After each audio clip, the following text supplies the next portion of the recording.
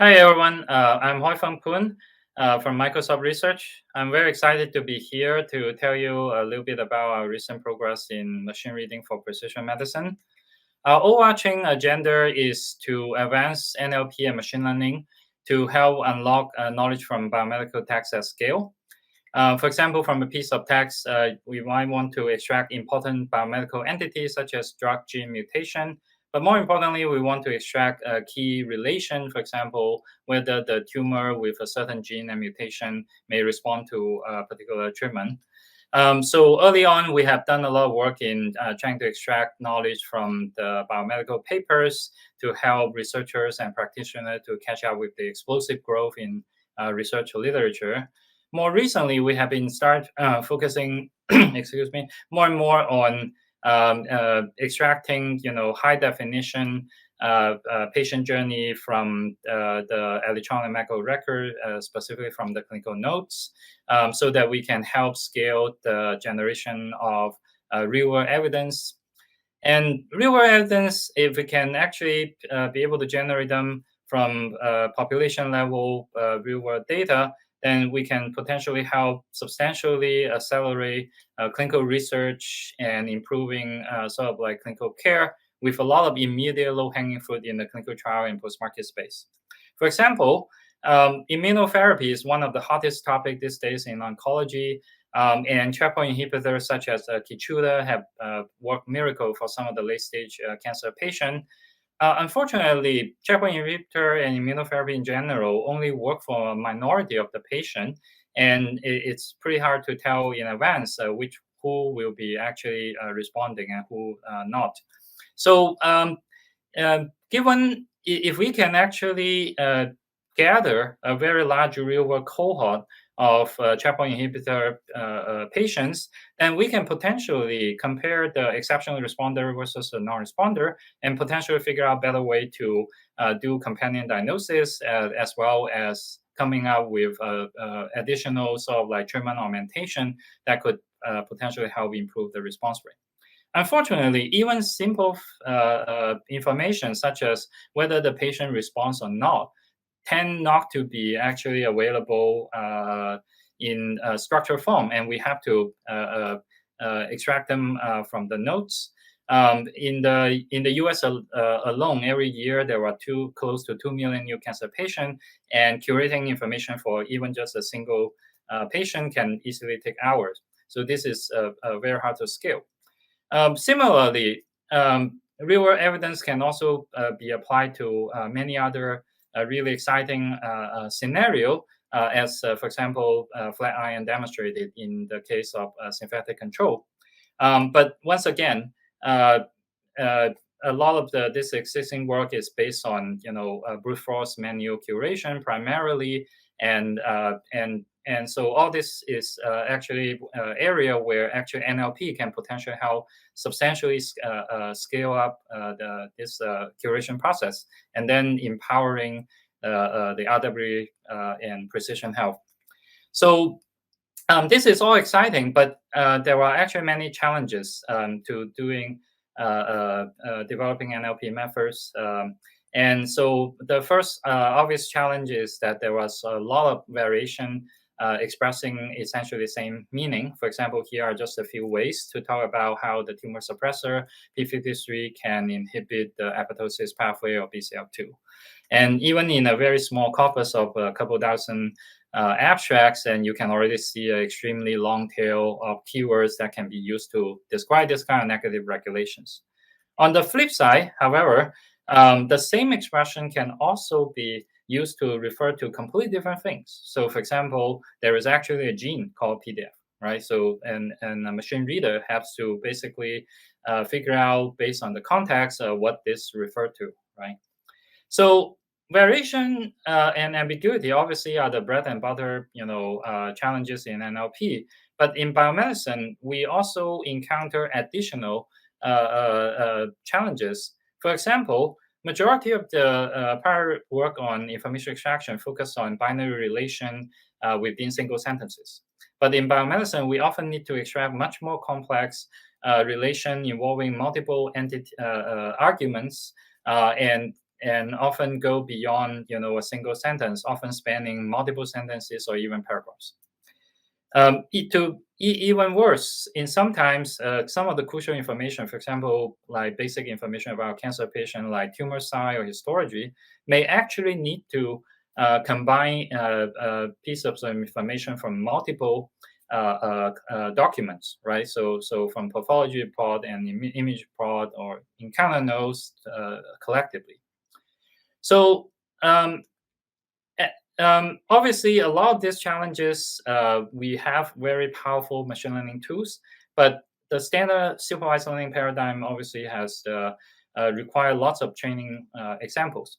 And once again, in biomedicine, we face even more sort of like challenges because we essentially lost a very powerful tool of crowdsourcing, right?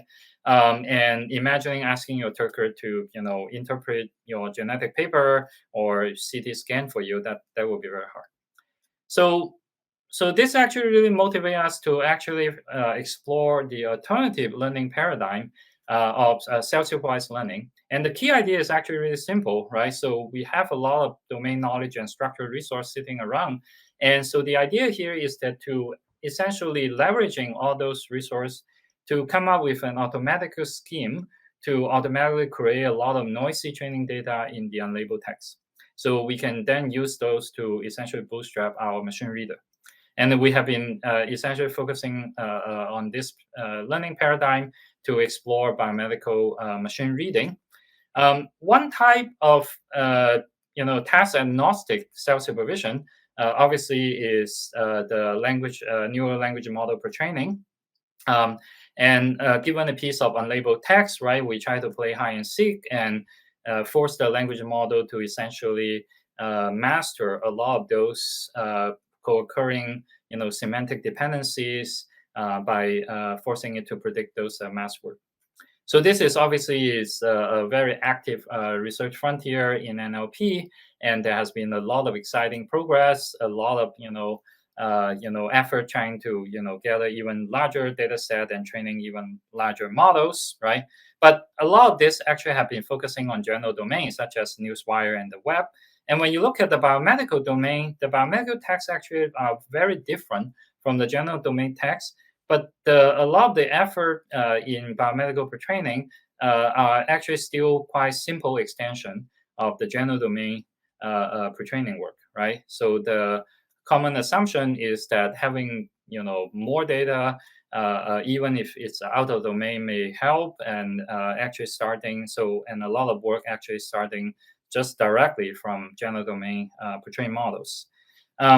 However, when we actually look under the hood, we find that actually this assumption may not necessarily be true. So, for example, having a lot of those general domain texts, for example, it will actually compete against the slot for vocabulary, and what you end up with is actually a vocabulary that may basically treat the biomedical terms as a second-class citizen. So, for example, even some common terms like lymphoma may actually be shattered into, a lot of the meaningless subwords, right? And on top of that, obviously, all those, general domain tags, much of those would be actually irrelevant to, the biomedical domain, and thereby they essentially compete against for the model capacity as well as the compute cycles, right? So, and in biomedicine, also that we tend to actually have tons of unlabeled text, right? So, for example, just the PubMed abstract alone, we have more text than the Wikipedia book that used to train the original Burr model. And if you add the full text, then we get another order of magnitude. So this motivates us to actually explore an alternative paradigm of domain-specific pretraining from scratch entirely on the in-domain text from Biomed. Specifically, that led us to create the PubMed Burr, right? And what we find is that it's actually pretty promising that PubMed Burr was able to actually outperform a lot of basically all the prior language models on a variety of biomedical NLP applications, right? So we also find that this kind of domain specific pretraining can also be very helpful for domain-specific search as well. We can see here, we can actually get very good result on biomedical search motivated by COVID, right? And we are very happy to see that the community is actually very interested in these directions. We also essentially apply this to the real world evidence domain, right? And then we were able to collaborate with some cancer provider and train what we call OncoBur, essentially from scratch on oncology clinical notes. And we find that actually for oncology real world evidence applications that OncoBur outperform even the very strong, PubMapper. So this is all good, but language model pretraining can only do so much for you, right? It basically gives you a very good sort of feature encoder. But then if you want to actually do some end tasks, right, you still need task-specific sort of label data. But turns out that there is actually also a way to try to get free lunch, right, to essentially come up with task-specific self-supervision with very little cost, right? So for example, we may like given our friend of the P53 and BCL2, right? We already know that the tumor suppressor can inhibit the BCL2 pathway, and given this piece of knowledge itself doesn't give you a training example, but if we combine that with the unlabeled text and we find out that these two genes actually appear close by, then we can essentially take a leap of faith to essentially consider this as a potential noisy training example for this negative regulation relation you might care about. So in this way, we can essentially use just a very small set of prior knowledge, right, to essentially generate a very large, data set of, noisy training example to bootstrap the machine reading. But we also don't need to stop at this relatively simple technique, right? So there are a lot of other additional, linguistic and domain knowledge you can bring to the table, right? And for example, like you can have domain expert to come up with, data programming rules to suggesting, noisy heuristic rules for you. You can actually, leverage some of the powerful, joint inference to essentially, place constraint, right, onto multiple sort of like, potential labels, right? And now, obviously, the challenge for a lot of this self-supervision is that they are all very noisy, but probabilistic logic actually provide a very unified and principled way to actually combine all this noisy and sometimes, contradictory, sources of self-supervision. And with this, we basically propose a unifying framework called deep probabilistic logic that can essentially using those prior knowledge to define a graphical model over all those latent labels that you wish you know, right? So in this way, you can essentially do probabilistic inference to, infer the marginal probability of those latent labels, and then you can treat them as essentially probabilistic label to train your favorite deep learning mechanism. So we got a lot of success using this to self-supervise essentially task-specific biomedical NLP tasks. And then more recently, we basically try to take this even one step forward to say, hey, maybe you don't need to provide an extensive list of self-supervision all by hand, right? So we actually combine deep probabilistic logic with structural learning and also active learning so that you can start from some seed self-supervision and then automatically propose some additional self-supervision, and which actually the user can even inspect and actually validate, right? So we call this a self-supervised self-supervision, right? Essentially, you try to come up with automatic scheme to come up with, automatic scheme for generating the label examples, right? Most recently, we also combine, this self-supervision paradigm with contrastic learning, which is actually a really powerful representation learning technique, right? That can actually also lead to very generalizable, feature encodings, and we start to apply that to entity linking and obtain a very exciting results. For example, we are essentially using zero training data, right? Just grab all the PubMed tags and then essentially be able to create a universal entity linker for all 4 million UMLS entities, and we outperform prior, state of the art by a very large margin. And we are now also working on applying this paradigm to also other additional semantic tasks like, relation extraction, question answerings, and so forth. So besides from sort of like self-supervision to trying to address the supervision bottleneck, right? There is also a lot of, kind of like key challenges in the biomedical domain. For example, we have to deal with, kind of like long range, dependency, right, at the discourse level. So we have also explored kind of like extending, the standard, neural architecture. For example, we are among the first to explore, bringing in graph neural network for some of the biomedical NLP applications. We have basically extend beyond LSTM and BERT, so that to try to kind of like take into account the discourse structure, so that we can actually handle very complex relation that span, across, sentences or even paragraphs, right? And so all these results are pretty exciting, but obviously none of this matters until we can actually bring all this into practical real world applications, right? So here's one of the sort of like a high level kind of perspective is that we don't see sort of like kind of like, AI, machine learning, or NLP to be, immediately doing anything. So that's sort of like 100% accurate and essentially, automate the whole thing, right? So instead, what we observe is that, biomedicine is actually really complex, right? Even the, cutting edge AI can be actually pretty, primitive for a lot of the real world applications.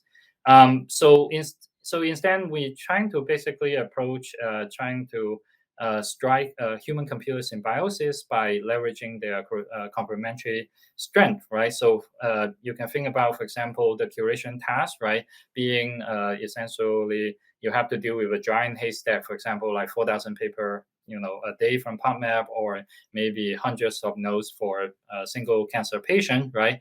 But the key here is that most of those haystack, right?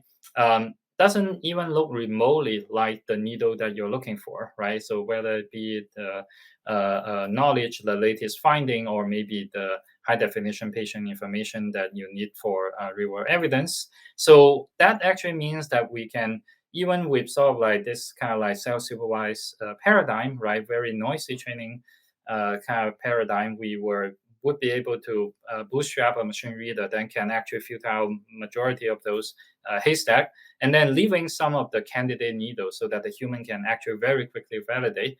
Now, of course, once they do that, then obviously some of this can feed back into the machine learning, right, in a continuous learning paradigm and human in the loop paradigm, right?